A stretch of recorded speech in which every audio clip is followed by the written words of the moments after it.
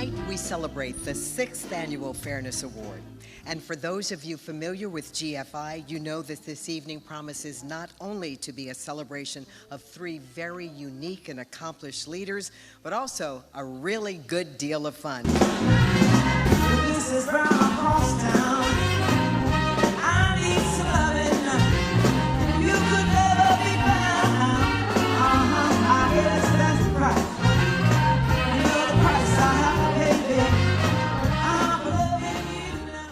Fairness doesn't come automatically. Fairness requires hard work and a great deal of struggle.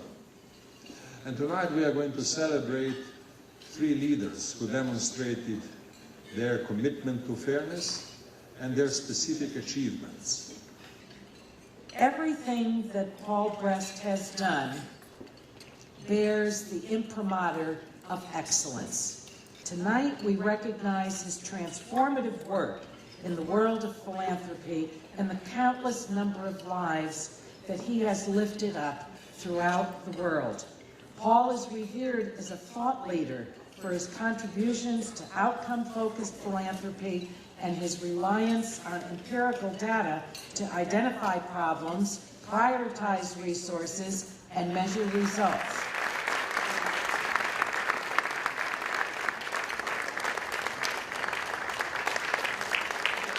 Listening to beneficiaries' voices, understanding their needs, responding to their cultures is absolutely an essential starting point for any development intervention. But if there's any legitimate sacred cow in this realm, it's making sure that the interventions are tested and that in the end they support people's actual needs. Mr. Abbasi is a leader determined to better the lives of his fellow Tunisians. He is a union leader through and through. I met with him in Tunis this September, and I was not only moved by his commitment to Tunisia, but also his encyclopedic understanding of the needs facing Tunisian workers. But it is through his work with his counterparts in the National Dialogue Quartet, which includes the Tunisian Confederation of Industry, Trade and Handicrafts, the Tunisian Human Rights League, and the Tunisian Order of Lawyers, that Mr. Abbasi helped change history.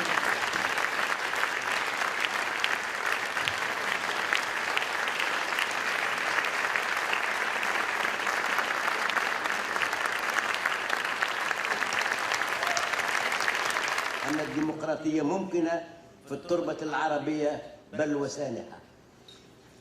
Thus, we have been able to overcome major hardship and fulfill the transitional process by promulgating a new constitution for Tunisia and holding legislative and presidential elections, which all observers agreed that they were democratic and transparent.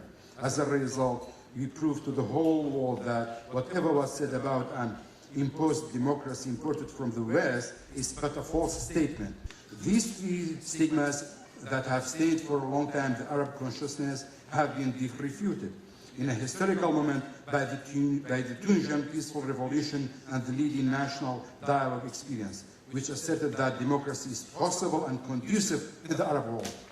When Myrtle began her fight in the 1960s, the standards protecting domestic workers were unacceptably low, unfair, and in many cases, non-existent. And while in many ways these standards are still unacceptably low and unfair, it is thanks in part to Myrtle's work that millions of workers around the world are better off today.